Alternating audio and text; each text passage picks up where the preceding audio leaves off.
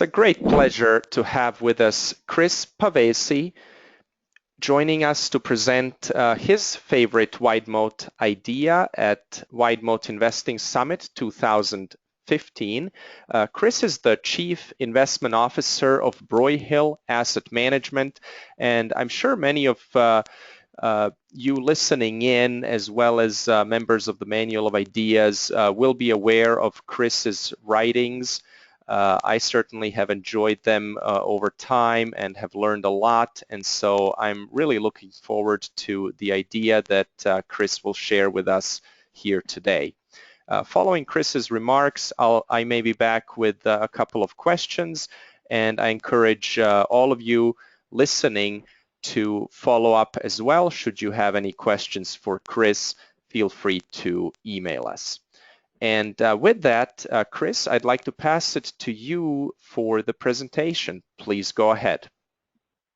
Great. Thank you very much, John. And thanks to both you and Oliver for inviting us to present what we think is a pretty compelling idea today.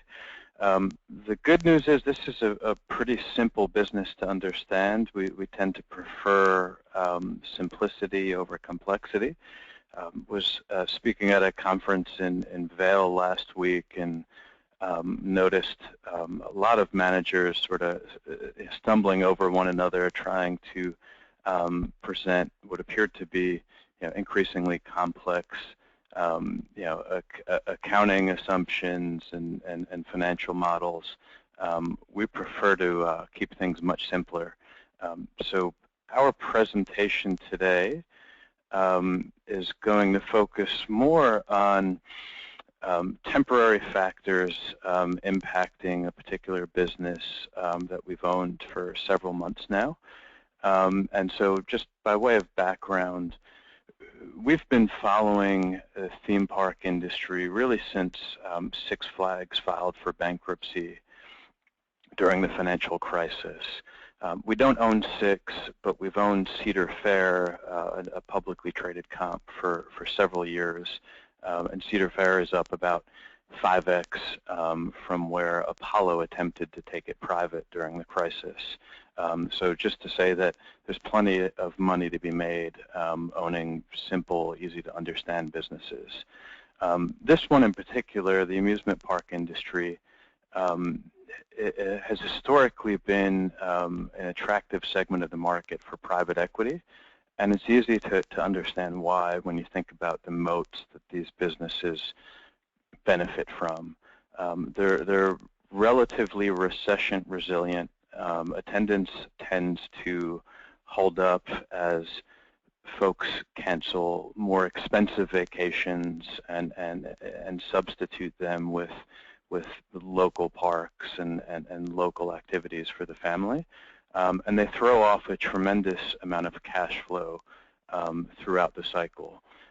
So it's a mature industry, but limited or essentially zero supply growth provide owners with plenty of pricing power over the years. So I'll stop there with our introduction on the industry and just recommend that for folks wanting to learn a little bit more and get some history on the amusement park industry, we'd highly recommend Walt's Revolution, which was written by Buzz Price. Price was the founder of really leisure time economic analysis. Prior to Buzz coming along, folks just sort of stuck a thumb in the air and decided where to put a park. And he really dug into the numbers and did quite a bit of statistical analysis in planning really what became America's theme park industry starting in the 1950s. He worked along Walt Disney for 5 decades. And over that time, he contributed to siting and development of Disneyland in Southern California and also Walt Disney World in Central Florida. He basically consulted with just about every major theme park that was developed in the country over this time period, including Six Flags, several World Fairs, Knott's Berry Farm, and SeaWorld, which is what I'd like to talk about today. So SeaWorld starts back quite a while ago. The first park opened in Tampa in 1959, which was Busch Gardens Tampa, shown here. Their second park was Busch Gardens Williamsburg, which opened up in Virginia in the 70s. And our research began shortly after that second park opened, as you can see here, in very short and a little too snug shorts. So moving right along. So the company was later purchased by Anheuser-Busch in 1989. So fast forward 10 years, and in 2008, Bud was acquired by InBev. New management essentially stepped in, slashed CapEx, and began soliciting bids for non-core assets like Busch Entertainment Corp. 1 year later, so 2009, Blackstone acquired Busch Entertainment for about $2.7 billion, not too far from where the stock enterprise value was at recent lows. And they took SeaWorld public in April 2013 at $27 per share. The good news, as you can see on this chart, stopped shortly after that. You know, despite the short-term challenges, we think this is a good business. As I said, it's a simple business to understand. And so I'd like to spend most of the time today reviewing what we think are temporary challenges and explaining why we think the market is overreacting. If we're right, and we believe we are, we think the brand is worth significantly more than today's price, and we do not believe that it is permanently impaired. So let's take a look at why that is. So this is how we think about SeaWorld's position in the industry. This is a big shark, pointing out the obvious here, but what you want to pay attention to here is the little guys that are swimming around the shark. These are remora. Remora essentially use the shark for transport, protection, and the biggest, the most important factor here is that they feed on the crumbs left behind the shark. We essentially think of SeaWorld as the remora of the amusement park industry. SeaWorld has benefited from its position in the industry for decades, essentially feeding on the crumbs left behind by Disney and Universal. There's a lot of money to be made in this industry as the number 3 player, and as we'll show, it's just not a zero-sum game. So of course, all this was true when the stock was trading near 40, and with the stock at below 20 today, you know, we need to understand what changed and determine the impact, if any, on the business's value. So let's start with day one, when the stock IPO'd. Expectations were high. Blackstone was able to capitalize on these high expectations and sold stock to investors that were pitched a pretty compelling story at the time. You know, public investors bought the story and the stock, and reality has turned out a little bit different since then, leading to disappointment for existing shareholders. So the next 2 slides, we're just going to set the backdrop here by showing what the street's expectations were shortly after the stock's IPO. And you can see here that consensus was projecting a continued rebound in attendance along with a continued rebound in pricing. And this wasn't an outrageous assumption at the time, considering attendance was still, you know, 1 million below the levels SeaWorld saw in 2012, and they were still what seemed to be early stages in a dynamic pricing strategy, and we'll show the impact of that in a few moments. But in addition to attendance, really the big driver for the stock should have been the normalization of capital expenditures. And again, this also seemed like a reasonable assumption. CapEx had been elevated for years under Blackstone, so you can see that here hitting a peak near 17% of sales in 2011, and then coming off a bit in 2012, and sort of the street was modeling a continued decline in CapEx. which would have been a great reason to be long the stock because that would have translated directly to increasing cash flow. Unfortunately, that's not what happened, and the company faced a series of difficult challenges, starting really immediately once it started trading, that created a big gap between expectations and reality. So we're going to take these one at a time, and then talk to why our view is different. So the first was Blackfish, which premiered in 2013, but really didn't have maximum impact until it was picked up by CNN about a year later, and the bigger impact was in 2014. Prior management was slow to get out in front of this film, and essentially ignored the impact until it was too late. So attendance declines accelerated dramatically from 13 into 14. In addition to Blackfish, you had increased competition at both Disney and Universal. The big one last year was a follow-up to Universal's Wizarding World of Harry Potter. If anybody on the line has kids, you know exactly how big of a deal this was. The combination of those two things led to management missing targets and guiding lower.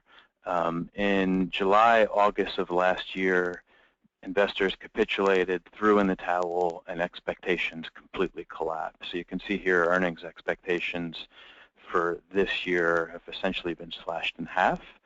And so it's easy to understand what happened and why the consensus is so bearish today.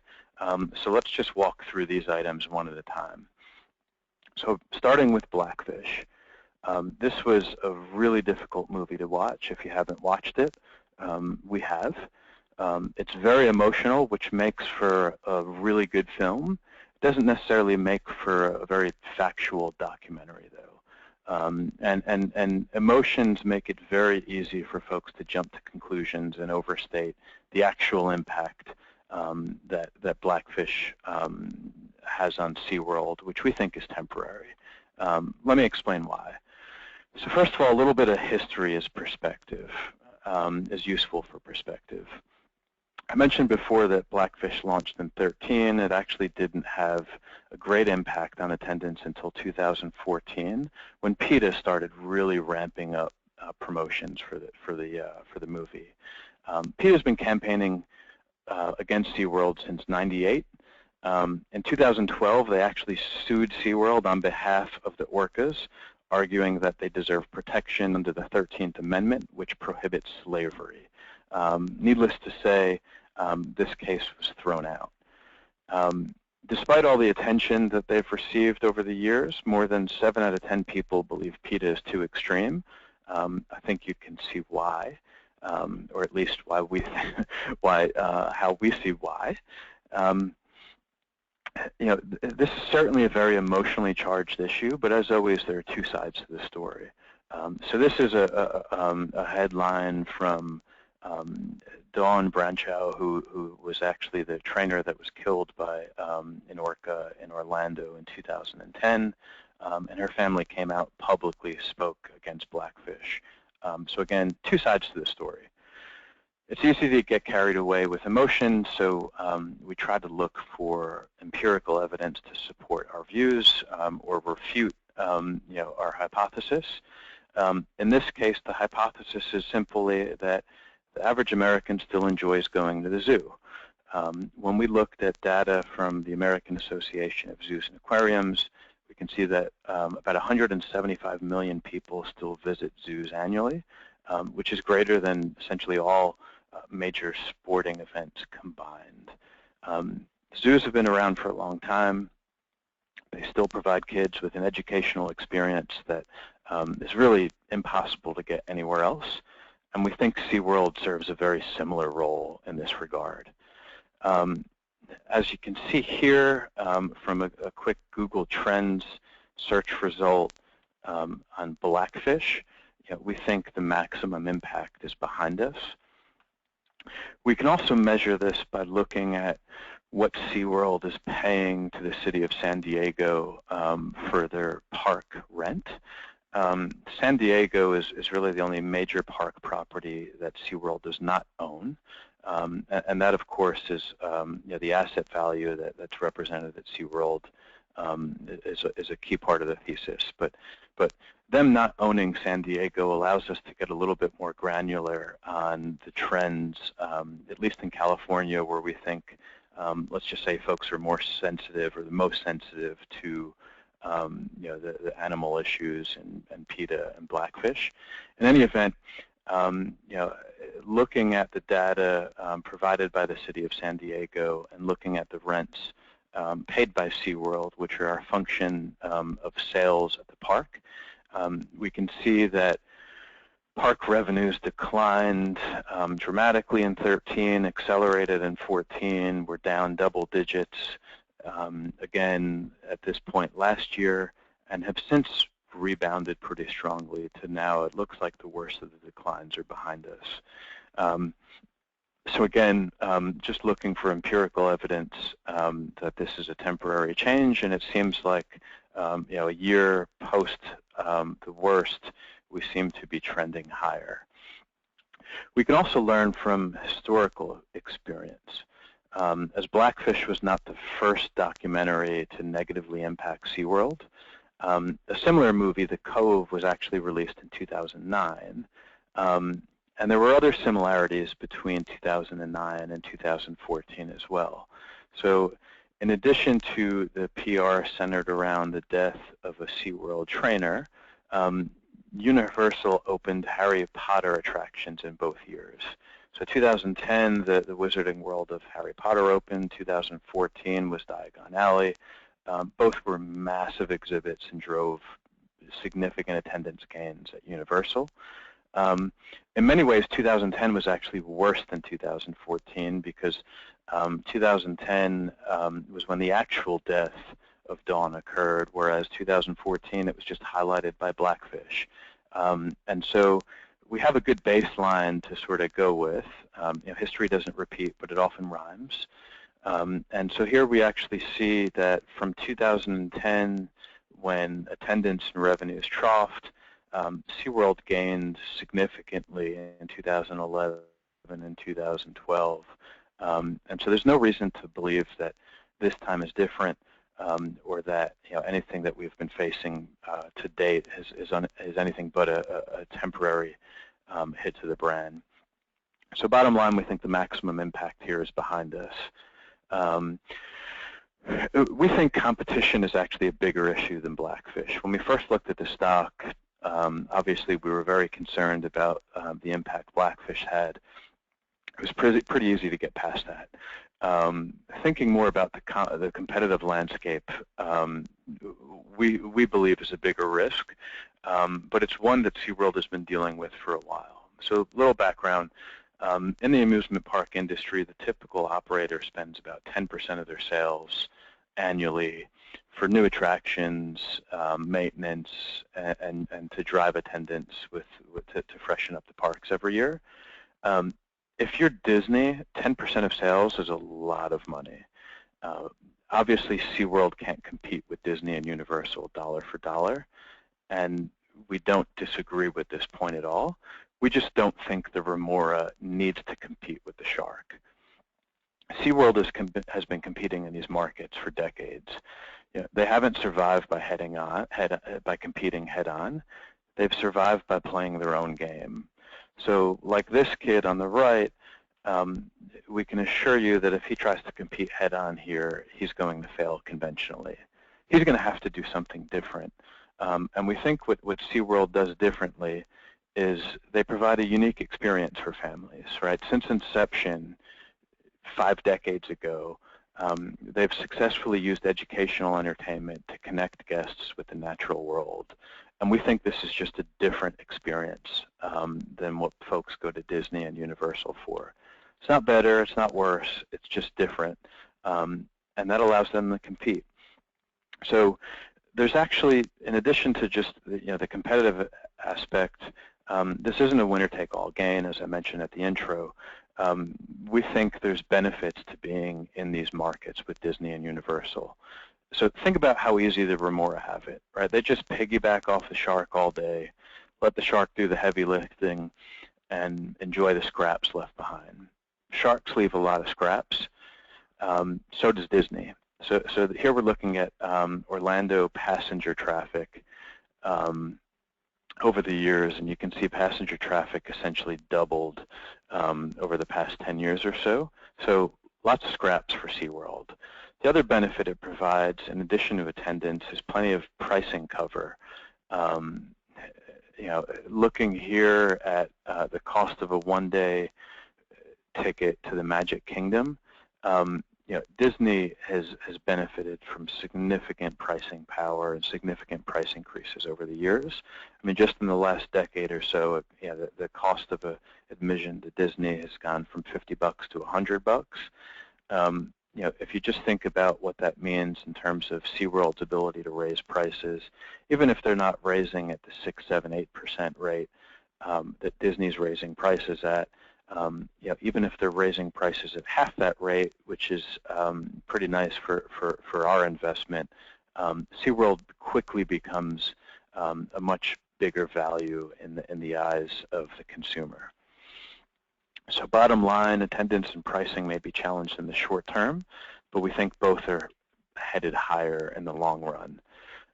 So we're going to move on to just one more recent change and an important catalyst for the company before wrapping up with our napkin valuation. So SeaWorld's former CEO, Jim Atchison, actually started working at Tampa Busch Gardens when he was 16 years old, parking cars. Management team had an average tenure at the park or in the industry of roughly 3 decades. And it's just, it's incredible how fast perceptions can change in this industry. So SeaWorld's prospectus listed, a proven management team as a core competitive advantage. Given what's transpired since then, I'm not sure that we would agree. But since then, the company's replaced its CEO and announced an interim CFO. We think the asset value is there, almost regardless of who's running. But within the last few months, in addition to the asset value, we got a huge win for the company in the new CEO, which is shown here. So this is Joel Manby, who was featured on the first season of Undercover Boss, if you'd like to get to know him better. This is the episode here. That first season was one of their most popular episodes. People love this guy. From folks we've talked to, we've heard everything from how much people love working for him, to how much they enjoy watching him succeed. Manby joined SeaWorld just a few months ago. Prior to that, he was CEO of Herschend Family Entertainment. This is one of their amusement parks there. He took Herschend from a family-owned theme park business into the largest privately owned theme park company in the U.S. Last information we had, Herschend was valued at about $1 billion, largely thanks to Manby's work. While there, he grew the business to 26 parks and compounded sales at 7% annually, which is a pretty solid showing for this industry. We think Manby's a home run for SeaWorld. After reading his book, I couldn't comprehend why this guy would ever have left Herschend, given the relationship he had with the family and a private business, the relationship he had with employees and its customers, and leaving that business to go work for private equity just didn't make sense to us. But after speaking with operators in the space, we get it. He understands the situation. He understands the challenges. He appreciates the board setup. He understands the risks. And our understanding is that it was just impossible for him to turn down this challenge. He sees tremendous brand value in SeaWorld and the opportunity to sort of take this business and turn it around, which is something he did for Saab at GM prior to working for Herschend. and prior to launching the Saturn brand for GM as well. Long story short, it was impossible for this guy to pass on the opportunity. So we think he's got his work cut out for him, but we think he's absolutely the right guy for the job, and we've bought more stock since Manby came aboard. So let's take a quick look at what SeaWorld is doing to rebuild the image. Right, they recently launched a new national TV campaign, which started in April. They're answering the difficult questions head on, and they're highlighting decades of accomplishment in rescue and conservation. So we think it's important that they continue to educate the consumer on the culture at SeaWorld, and we think they're taking the right steps to do that. At the same time, we also think it's probably a good idea for them to take the attention off the orcas to the extent that they can, and highlight other attractions in the parks. Antarctica drove traffic back to the parks in 2013. So this was our spring break due diligence trip to SeaWorld Orlando. I'll just say that, despite the 32-degree temperatures in Antarctica, it was impossible for us to drag our 2-year-old out of the exhibit, even in shorts and a T-shirt. Just, really a unique experience. We didn't get to meet Leon, but we did manage to ride the Manta a few times. This thing's awesome, but really what makes it unique is SeaWorld's ability to combine, the animal experience with a fantastic ride. And so this is what you're walking through while waiting in line to ride the Manta. You almost completely forget that you're online and a bundle of nerves before strapping into this roller coaster. Just a super cool experience. Next year, the company is launching Mako. This will be the tallest and fastest roller coaster in Orlando, and will be a massive exhibit around the shark attraction at SeaWorld. Again, what they're doing here is totally unique and contrasts greatly with sort of the experience in rides at Disney and Universal, which seem to be looking more and more like each other. So again, SeaWorld's able to differentiate itself. The biggest development by far is the construction of the Blue World project, which begins in San Diego next year. So this facility is planned to have a total water volume of 10 million gallons and a surface area of nearly 1.5 acres. So you can see here, obviously this was in response to the challenges faced post-Blackfish and post-PETA, but we think certainly when this is up and running, should have, at the least, should drive quite a bit of traffic back to the parks. So, bottom line, we think SeaWorld's taken the right steps to get people back into the parks. If we're right, we think just a rebound in attendance to where they were should drive quite a bit of margin gains and margin dollars, given the high operating leverage in this business and the current initiatives in place to reduce the company's cost structure. So we'll wrap up with our oversimplified valuation work on SeaWorld, because we don't think it takes a whole lot to understand the potential here. So amusement parks top lines are really driven by two variables. One is how many people are in the parks. So you can see here that attendance at SeaWorld was north of 24 million in 2008, 2009, 2011, 2012, and you can see it dropping off here the last couple years. There's no reason that the company can't get back here in the near term as we sort of pass peak Blackfish and anniversary some of the newer attractions at Disney and Universal, and also SeaWorld benefits from new attractions on Zone over the next year or two.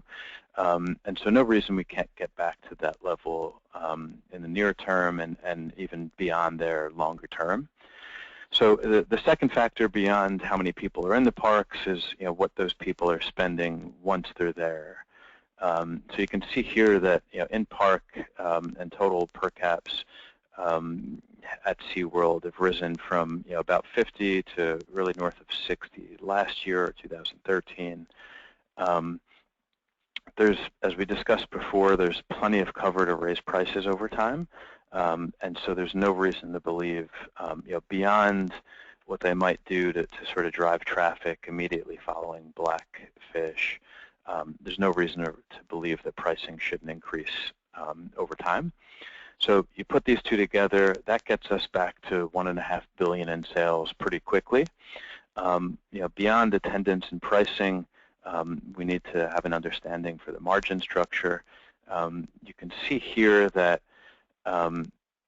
margins were more than 10 points below the regional parks last year. Some of this gap is structural, so it costs more to feed an orca than to feed a roller coaster, but we don't think it should cost 10 points more.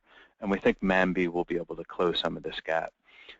If we're right, and if he is, assuming we can get back to even 30% EBITDA margins, puts us at 450. If you put a reasonable multiple on that, you can see there's quite a bit of upside in the stock from here. So the market's currently valuing SeaWorld at trough multiple on trough earnings. We think that's a mistake. Six Flags is trading at 13 times, Cedar Fair is trading at 11. SeaWorld traded at a premium to both these guys post-IPO, given the high expectations. There's no reason they can't get back there, assuming a strong rebound in fundamentals. We're not betting on that, but there's no reason they can't get back there. We think we've got downside protection in that Blackstone still owns about 20% of the float, and we know that private equity loves this business. Prior to taking it public, Apollo was supposedly an interested buyer as well. We know that they were interested in Cedar Fair. We think at the right price there are others as well. The replacement cost on SeaWorld's assets is estimated at $5 billion by some counts. Even if you cut that in half, there's still plenty of asset coverage in terms of the leverage in the business, and so we're not at all worried about solvency here.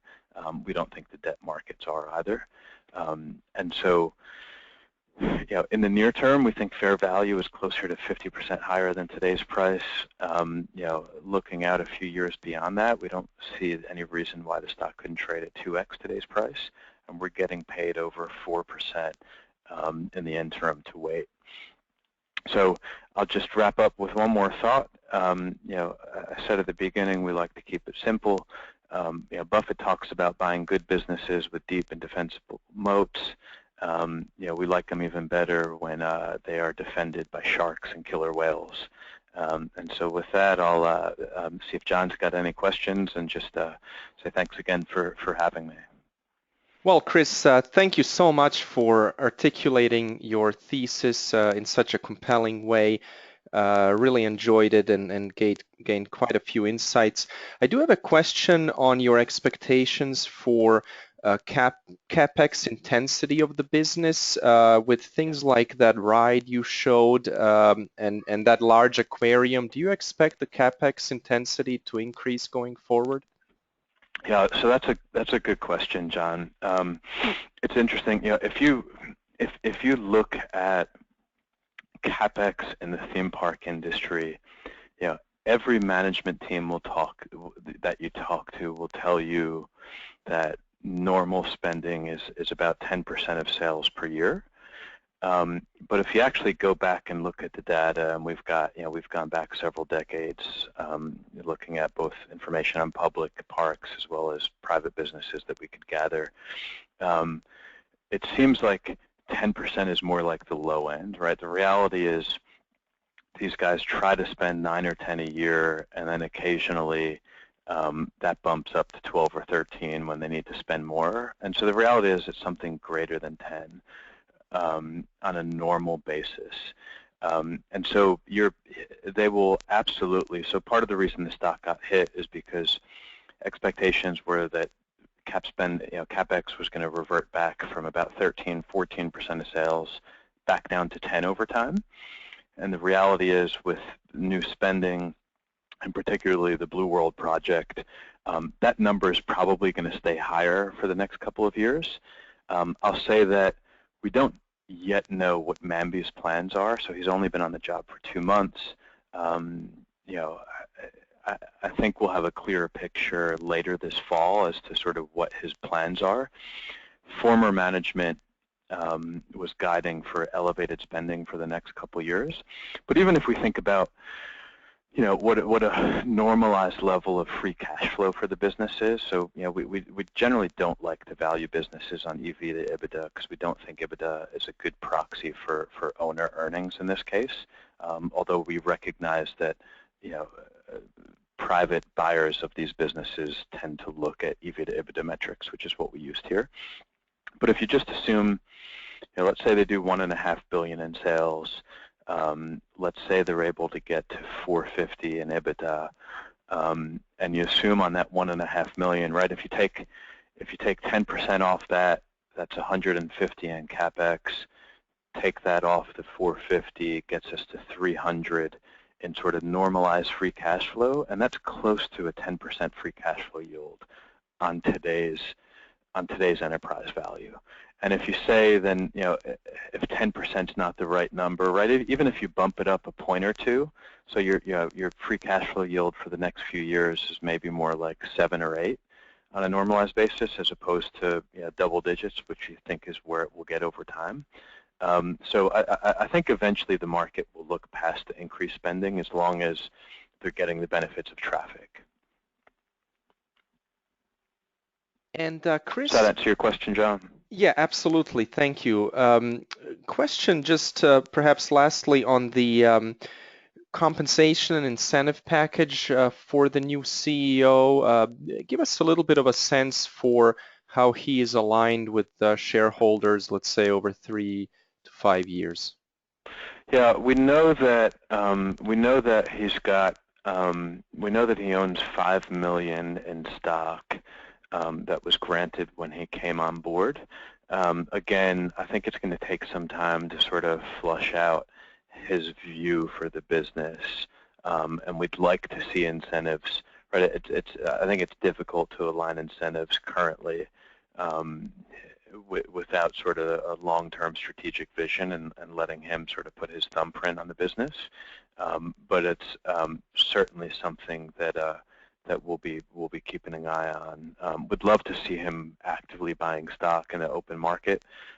It's something the company, you know, is probably going to struggle to do right now, just because of some of the covenants on their debt. We'll say that prior management probably wasn't the best allocator of capital, given that they were buying back stock from Blackstone prior, you know, immediately post IPO. But again, right, Blackstone still owns 20% of the company, so they're you know, and essentially controls the board. So we know that, you know, interests are aligned in sort of maximizing the value of that stake as well as the asset value for equity owners. And Chris, perhaps a little premature to ask this given kind of the perception of the brand in the market right now, but longer term, how does a company with this kind of brand and business grow? What is kind of the growth mix? Do they look to expand existing properties or look for new opportunities? Are there any other brand leverage opportunities over time? And what's kind of a longer term growth for SeaWorld, and also perhaps that folks like Disney have been able to achieve? Yeah, I don't think so. I don't think you need a whole lot of growth in terms of top line to make a lot of money in the stock from here. From here, it's essentially, you know, execution on strategy and getting people back in the parks, right? And sort of showing the street and showing the market that what's impacting the brand in the short term, you know, demonstrating a recovery. The nature of the business, you know, this is a mature industry, and when we bought Cedar Fair back in 2008, 2009, and when we first started doing work on the industry. Essentially top line is essentially population growth plus pricing. And prior to the financial crisis, the industry as a whole wasn't really good at maximizing yield in terms of revenue yield. So prior management's really just focused on getting as many people in the parks, and that was it, right? Since then, and over the last 5-10 years, they've focused more on, rather than just discounting to get as many people and as much traffic in the parks, they've really gotten better at sort of maximizing the net revenue yield. So in other words, maybe they can give up a little bit in attendance and take a little bit more in pricing, and you're ultimately in a better position. And so historically, it's been a combination of population growth and pricing power. You've seen over the last few years, so people like Six Flags start talk about licensing opportunities abroad, and SeaWorld has sort of hinted at similar opportunities. You'd think that the content, right, the animals at SeaWorld, that should really travel cross-border. So in theory, at least, it's an asset-light model in terms of just licensing a brand. We're not banking and really haven't modeled anything in that in terms of our assumptions. The other, you mentioned Disney, right? Disney and Universal have just completely hit it out of the park these last few years, right? Disney is one of the best performing stocks in the market off the lows, and it's largely because of the success of their parks and their ability to leverage the parks to monetize their fantastic content. And that's also why Disney and Universal are able to spend so much more on their parks, is because it drives spending and revenues and earnings in other areas of the business. We've actually thought about, and this is just pure speculation, but why we own a company, a John Malone company like Discovery Communications as well, which does a lot of animal and educational content on cable TV. Would it make sense for them to find a partner like that where they can where they can maximize the value in the parks and also have reinvestment opportunities for the cash flow that are generated by the parks? But that's just speculation and perhaps us being a little bit hopeful and thinking that two of our portfolio companies might hook up. Well, Chris, we will leave it there. I just want to let everyone know, if you have follow-up questions for Chris, feel free to email us and we'll be happy to pass those along. With that, thank you again so much for taking the time to share this idea and